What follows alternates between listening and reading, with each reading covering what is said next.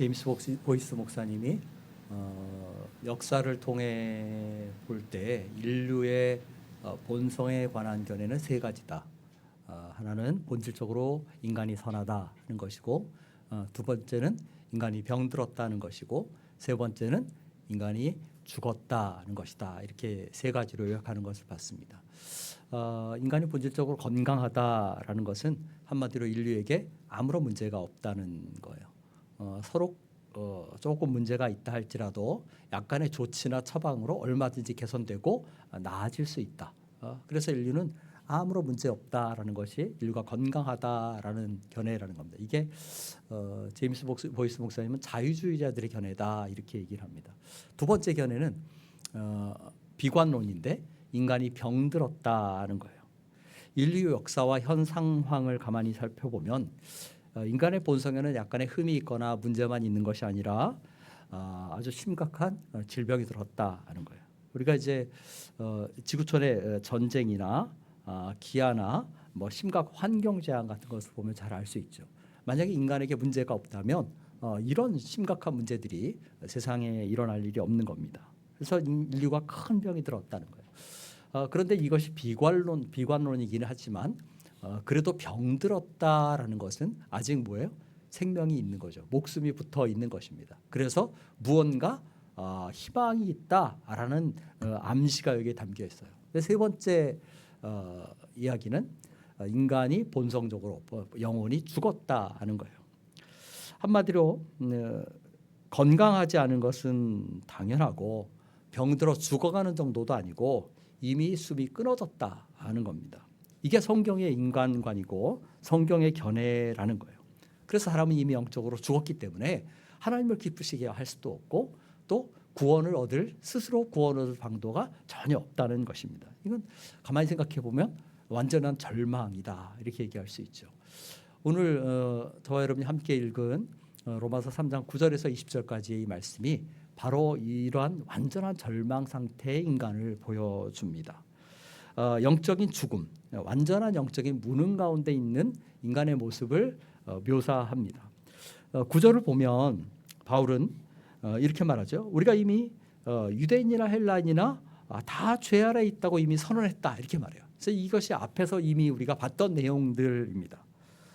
유대인들이 멸망받아 마땅하다고 여겼던 이방인들만 아니라 그들 자신, 그러니까 하나님의 언약 백성이라고 말하고 율법을 가지고 있다고 말하고 할례가 있다고 자랑했던 그들도 역시 유죄를 선언받을 수밖에 없는 사람들이다 하는 거예요.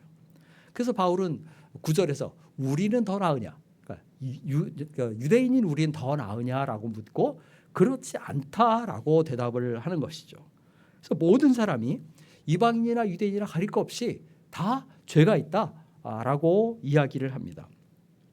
10절 이하에 이제 나오는 내용들을 보면 이 유죄 선언은 전 인류적인 보편적인 선언일 뿐만 아니라 우리 개인을 놓고 보면 머리부터 발끝까지 내면과 외면 전체를 포괄하는 전인적인 부패 선언이다 이렇게 얘기를 할 수 있어요. 그러니까 인간이 영적으로 완전히 죽어서 무능력 상태에 있다라고 말하는 겁니다. 10절을 보세요. 이렇게 말합니다. 기록된 바 의인은 없나니 하나도 없으며라고 말해요. 이 말을 들으면 선뜻 동의가 안 될 수 있어요. 우리가 생각할 때 그래도 세상에 의로운 사람이 좀 있는데, 또 우리가 종종 매스컴에서 어떤 사람을 의인이라고 칭하는 경우들도 종종 봅니다. 그런데 우리가 놓치지 말아야 할 것은 뭐냐면 성경이 말하는 의의 기준이 뭐냐, 성경이 말하는 의가 뭐냐, 이것은 본질적으로 하나님과 나와 바른 관계에 있는 것을 의라고 말해요. 그러니까 그 의의 기준이 누구예요? 하나님이신 것이죠. 세상의 도덕이나 세상의 가치관이나 세상 원리나 세상의 철학이 아니라 사람들이 정해놓은 기준이 아니라 하나님의 기준에서 볼 때 모든 인간은 옳지 않다, 바르지 않다, 잘못됐다라는 것입니다. 한 사람도 예외 없이 모두가 다 어그러져 있고 어긋나 있다는 거예요. 그 구체적인 내용을 11절 이하에서 설명합니다. 깨닫는 자도 없고 하나님을 찾는 자도 없다라고 말해요. 깨닫는다 할 때 이 깨닫는 걸 뭘 얘기하겠습니까? 당연히 하나님을 깨닫는 것이죠. 한마디로 말하면 하나님에 대한 지식이 없다는 거예요. 하나님을 알지 못한다라는 겁니다. 세상에 지혜로운 사람 굉장히 많죠. 지식이 뛰어난 사람도 많습니다. 머리가 좋은 사람도 많아요. 얼마 전에 보니까 세계에서 제일 머리가 IQ가 좋은 사람이 우리나라 사람이더라고요. IQ가 276. 그래서 도대체 IQ가 276이 되면 어느 정도 머리일까 상상이 안 되는데 그렇게 머리 좋은 사람이 우리나라에 있어요. 그런데 아무리 머리가 좋고 아무리 지식이 뛰어나고 혹은 아무리 지혜가 있어도 사람이 자신의 지혜나 자신의 지식으로 하나님을 알 수 없다는 거예요. 깨닫지 못한다라고 말합니다. 왜 그렇습니까? 고린도전서 1장 12절에서 바울이 말하기를 하나님의 지혜에 있어서는 이 세상이 자기 지혜로 하나님을 알지 못한다라고 말합니다. 그러면서 말하기를 육에 속한 사람은 성령의 일을 받지 아니한다라고 말해요. 그러니까 하나님이 깨닫게 하시지 않고는 성령님이 깨닫게 하시지 않고는 하나님을 알 방법이 인간에게는 없다는 거예요. 이것이 인간의 지적인 무능력이죠. 그런데 이런 지적인 무능력에 덧붙여서 바울이 하는 이야기가 뭐냐면 인간은 의지적으로도 무능력하다 이렇게 얘기를 해요. 그래서 뭐라고 말합니까? 하나님을 찾는 자도 없다라고 말합니다. 하나님을 찾으려는 시도나 노력도 하는 사람이 없다는 거예요.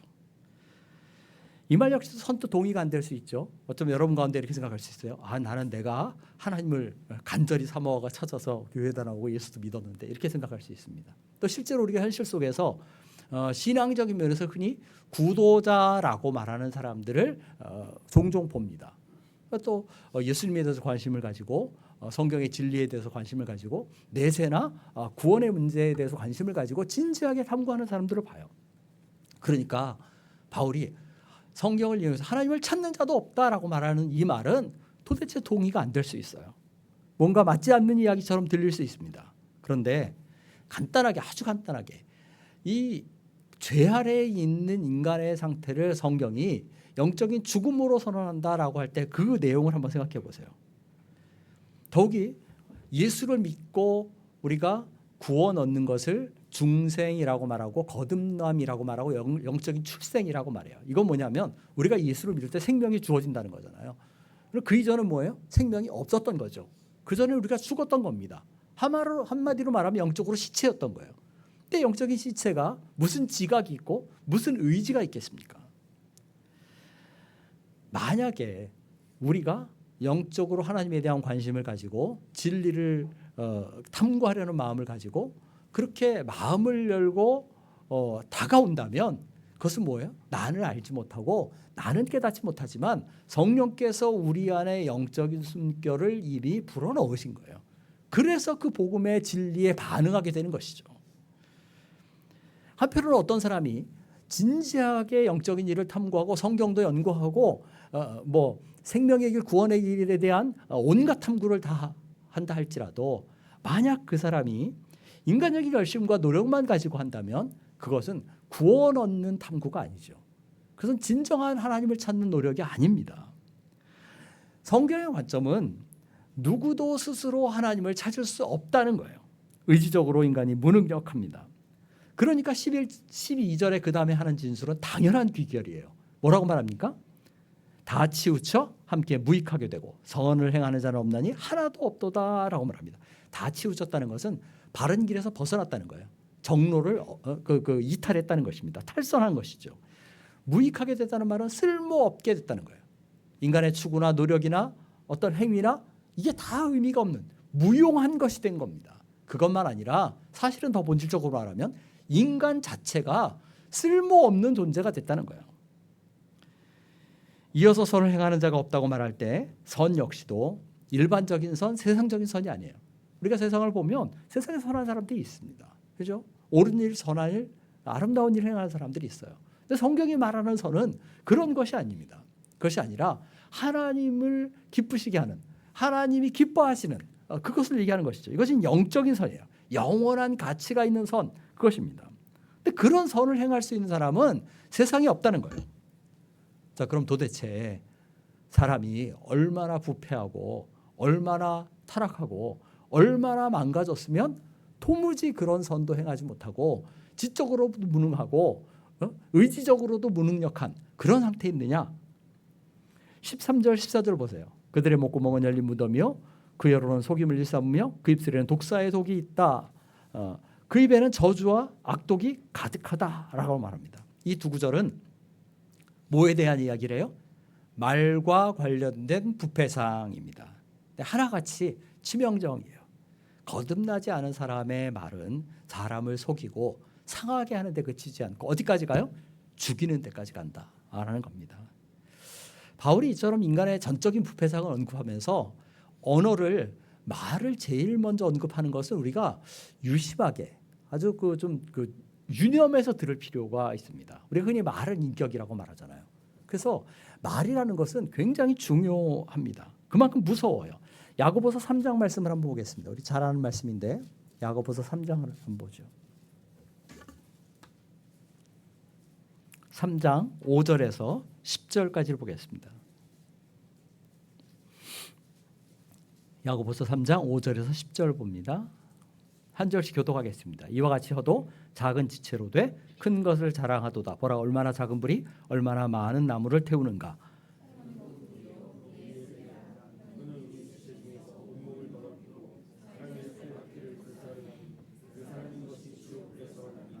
여러 종류의 짐승과 새와 벌레와 바다의 생물은 다 사람이 길들일 수 있고 길들여 왔거니와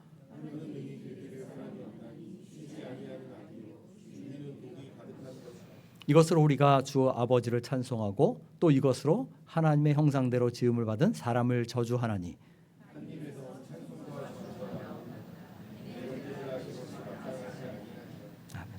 우리가 얼마나 말을 조심해야 하나 하는 것을 아주 강력하게 일깨우는 말씀이에요. 근데 야고보가 이 말씀을 하면서 내 형제들아라고 말한 것을 잘 봐야만 합니다. 그러니까 지금 누구를 상대로 하는 얘기예요? 그리스도인들, 교회 공동체를 향해서 이 말씀을 하는 거예요. 그리스도인도 얼마든지 말로 누군가를 해치고 상처를 주고 아주 심하면 죽일 수도 있는 그런 잘못을 범할 수 있다는 거예요. 그러니 말을 조심해야 되죠. 근데 문제는 뭐예요? 세상에 온갖 건 다 길들일 수 있는데 사람의 혀는 길들일 수가 없더라. 동의가 되십니까? 여러분 자신이 한번 생각을 해보세요. 나는 내 혀를 좀 제어할 수 있는데 이렇게 생각이 되십니까? 사람이 그 언어를 절제하는 것은 조금 노력하고 훈련하면 어느 정도는 될지는 몰라요. 근데 본질적으로는 불가능해요. 그럼 어디서 할 수 있냐면요. 매스컴을 보면 잘 알 수 있습니다.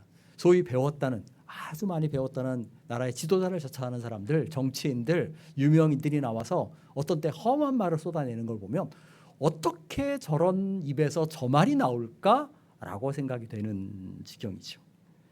언어의 절제는 인간으로서 한계가 있어요. 인간은 본질적으로 말을 제어할 수가 없어요. 그러면 포기해야 하느냐? 어떻게 해야 돼요? 길들일 사람이 없다. 이 말을 잘 들어야 되죠. 이 말은 뭐냐면 사람은 할 수가 없다는 거예요. 사람이 할 수가 없다면 누구는 할 수 있어요? 하나님은 하실 수 있다는 거예요. 성령은 하실 수 있다는 거예요. 에베소서 5장 말씀을 한번 생각을 해보세요. 에베소서 5장 18절에서 성령의 충만함을 받으라 라고 말하죠. 술 취하지 말라 이는 방탕한 것이니 오직 성령의 충만함을 받으라. 그러니까 술 취함이라는 것은 혹은 술 취한 사람의 행동이나 언어나 삶의 모습은 그 성령 충만하지 않은 모습의 전형이죠. 그런데 5장 18절에서 오직 성령의 충만함을 받으라라고 말하고 그 다음에 뭐라고 말해요? 시와 찬미와 신령한 노래로 서로 화답하며 이렇게 얘기하죠. 이 말을 잘 들으면 성령 충만함의 절정이 뭐예요? 우리 그냥 쉽게 말하면 찬양이다 이렇게 얘기할 수도 있고요. 거기에 서로 화답하며라는 말을 보면 우리 일상의 언어가 하나님을 찬양하듯이 서로 주고받는 노래처럼 그렇게 돼야 한다는 거예요. 그러니까 서로 만나면 그냥 쓸데없는 농담하고 서로를 헐뜯는 말하고 혹은 누구에게 상처 주는 말 하지 말고 정말 고상한 언어를 해야 하는데 비속어 이런 거 하지 말고 은혜 있는 말, 격려하는 말, 또 사람을 살리고 세우는 말들을 해야 한다는 거예요. 그게 어떻게 가능하냐? 성령이 충만하면 가능하다는 거예요. 저주와 욕설이 떠나가고 축복과 찬양과 감사가 넘치는 것이죠. 이게 혀의 성화고 말의 성화입니다. 저는 우리 한누리 가족들에게 이런 은혜가 있기를 간절히 바랍니다. 성령 충만은 우리의 혀를 제어할 수 있게 해요. 따라서 우리가 혀를 제어하기를 원한다면 우리의 말을 입술을 하나님께 내어드리고 하나님 내 입술에 파수꾼을 세워주십시오. 내 입술의 문을 지켜주십시오라고 기도해야 되죠. 이야기가 이제 한참 옆으로 갔는데 오늘 본문 로마서 3장에서 이 말에 대한 이야기에서 그 말씀에서 하는 요지가 뭡니까? 하나님 없는 사람, 성령이 계시지 않는 사람, 거듭나지 않은 자연인의 말은 결국 사람에게 상처를 주고 해치고 사람을 죽이는 것이다 라는 거예요. 그런데 사람은 말만 이렇게 악하고 못된 게 아니에요. 그 다음 보세요. 뭐라고 말해요? 그 발은 피 흘리는데 빠른지라 라고 말합니다. 발이라는 건 행위를 나타내죠. 행동을 나타내요. 그러니까 말만 하는 것이 아니라 이게 폭력으로 실행이 되는 거예요. 실제로. 생명을 빼앗는 일을 서슴지 않는 겁니다. 이건 일일이 우리가 예를 들지 않아도 세상에서 전쟁이나 폭력이나 뭐 살인이나 이런 것들이 끊이지 않는 걸 보면 충분히 할 수 있어요. 국가와 국가가 혹은 뭐 단체와 단체가 혹은 정당과 정당이 얼마나 으르렁거리며 싸우는지 정말 그냥 상대방을 짓밟고 올라가는 정도가 아니라 완전히 죽이는 지경까지 가기를 바라는 것 같아요. 저는 종종 이런 생각을 해요. 어떻게 저렇게 싸우며 살지? 좀 안 싸우고 살 수는 없을까? 이런 생각을 자주 합니다. 이렇게 남을 해치고 죽이려는 사람들, 그런 사람들이 가는 길에는 뭐가 있어요? 16절 파멸과 고생이 그 길에 있다. 고생이라는 말은 약간 좀 그 완화된 언어입니다. 세번역처럼 차라리 비참함이라고 번역하는 게 나아요.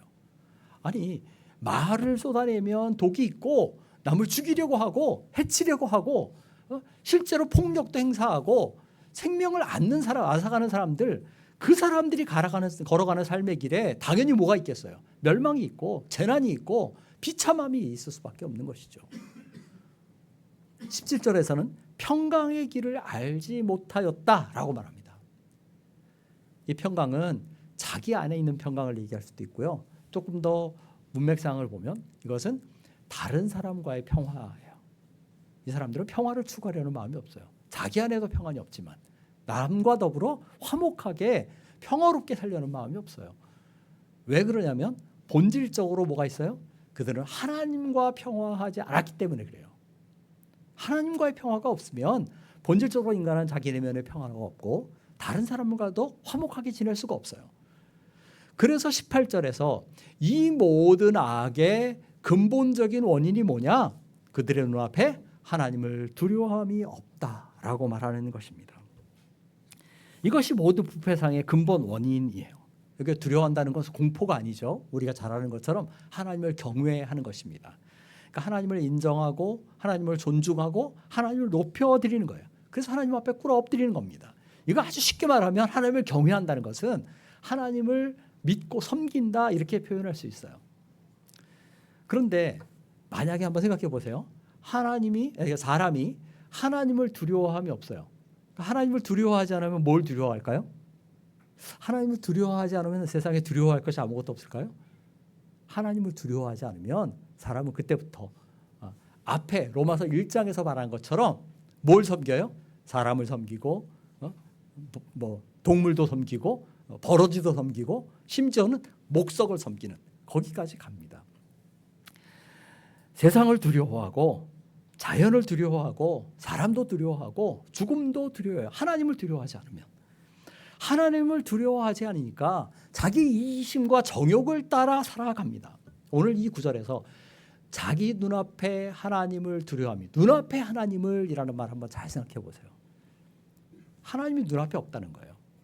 우리가 코람데오라는 말을 쓰죠. 그러니까 하나님을 모시고 사는 삶의 자세를 얘기할 때 코람데오라는 말을 써요. 라틴어로. 코람이라는 말은 앞에서라는 말이에요. 데오라는 말은 이제 데우스라는 말에 하나님이라는 말이죠. 그래서 하나님 앞에서라는 말이 코람데오예요. 이걸 이제 뭐 하나님 면전 의식 이렇게 번역한 사람들도 있습니다. 하나님 임재 의식 이렇게 번역할 수도 있겠어요. 그러니까 이건 뭐냐면 늘 내 앞에 내 눈앞에 하나님을 모시고 살아가는 거예요. 그러니까 우리는 일주일에 6일 동안은 하나님을 눈앞에서 싹 지워버렸다가 주일에만 여기 예배당에 나와서 하나님 이렇게 내 눈앞에 모시고 예배 드리는 게 아니에요. 어떻게 살아요? 일주일 내내 24시간 1년 365일 평생을 내 눈앞에 누가 계신 거예요? 하나님이 계신 거예요. 그걸 의식하고 그 하나님을 섬겨 사는 것입니다. 근데 매 순간 하나님이 내 눈앞에 계신다고 생각해 보세요. 그럼 어떻게 살겠어요? 내 뜻대로 살지 않고 하나님 뜻대로 살겠죠. 내 기뻐하는 대로 사는 것이 아니라 하나님 기뻐하시는 대로 살겠죠. 내 이기심과 정욕을 따라 사는 것이 아니라 거룩하게 순결하게 그렇게 살려고 노력하겠죠.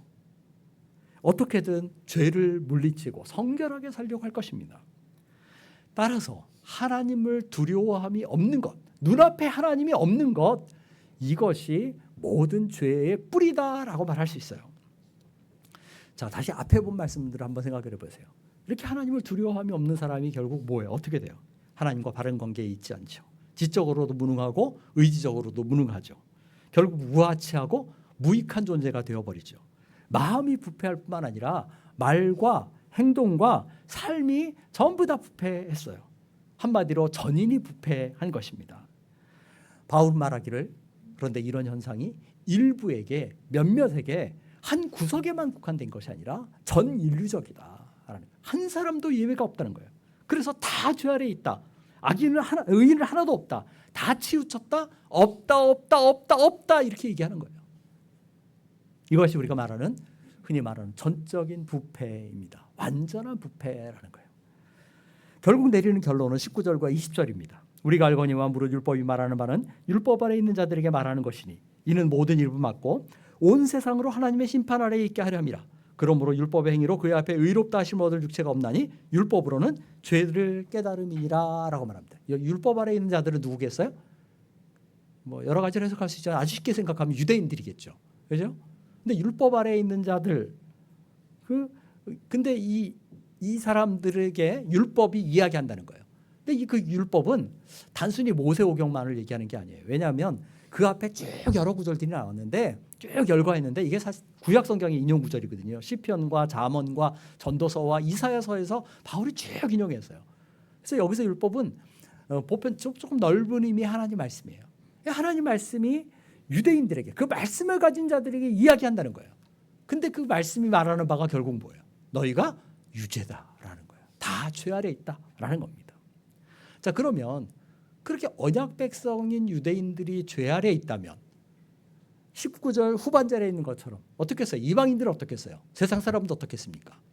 그들은 더더욱 할 말이 없는 거예요. 하나님 앞에 항변할 것이 없어요. 하나님의 법정에서 나는 죄가 없다고 말할 수가 없는 겁니다. 그래서 맨 처음 9절에서 본 것처럼 유대인이나 헬라인이나 다 죄 아래 있다. 하나님의 법정에서 유죄가 선고되는 거예요. 하나님의 심판을 받을 수밖에 없는 것입니다. 왜냐하면 율법의 행위로는 사람이 의롭다함을 얻을 수가 없어요. 율법의 행위라는 것은 율법을 지켜 행하느냐 아니냐, 율법을 순종했느냐 아니냐 이걸 말해요. 그러니까 우리가 율법을 따라 살았느냐 아니냐를 놓고 보면 세상 사람은 누구도 하나님 앞에서 자기 의로움을 주장할 수 없다는 거예요. 율법은 결국은 뭐예요? 사람을 의롭게 하지 못한다 이렇게 얘기할 수 있어요. 자, 그럼 의문이 좀 생기죠? 율법이 사람을 의롭게 하지 못하는데 왜 하나님은 율법을 주시고 우리에게 율법을 지키라고 명령하셨을까? 그렇잖아요. 그죠? 아니 지키지도 못하는 명령을 왜 주셔서 이렇게 얘기할 수 있잖아요. 근데 바울이 20절에서 하는 율법의 중요한 기능이 뭐예요? 율법으로는 죄를 깨달음이라 라는 거예요. 율법이 하는 일은 우리의 죄를 깨닫게 하는 거예요. 우리의 죄를 고발해요. 그래서 내가 누구라는 걸 알게 해요. 내가 죄인이라는 걸 알게 해요. 내가 하나님 앞에서 의롭지 않고 선하지 않고 거룩하지 못하다는 것, 하나님 앞에 설 수 없는 죄인이라는 것을 알게 합니다. 그것도 어느 한 부분이 아니라 총체적으로 부패해서 머리부터 발끝까지 마음과 지각과 의지와 행동, 삶이 전체가 다 썩어 있어서 도대체 고쳤을 수가 없는 상황이다. 이걸 우리에게 알게 하는 겁니다. 그래서 하나님의 법정에서 사형 선고를 받을 죄인이다라는 것을 우리가 알게 하고 그것을 인정하게 하는 거예요. 그것이 율법이 하는 기능입니다. 이걸 알고 깨달아야 비로소 어떻게 돼요?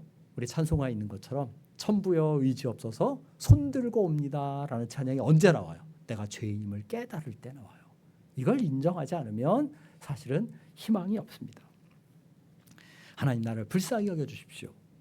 하나님 내 모습 이대로는 죽게 나갈 수 없으니까 나를 긍휼히 여겨주십시오. 그리스도의 의와 공로를 보고 나를 받아주십시오.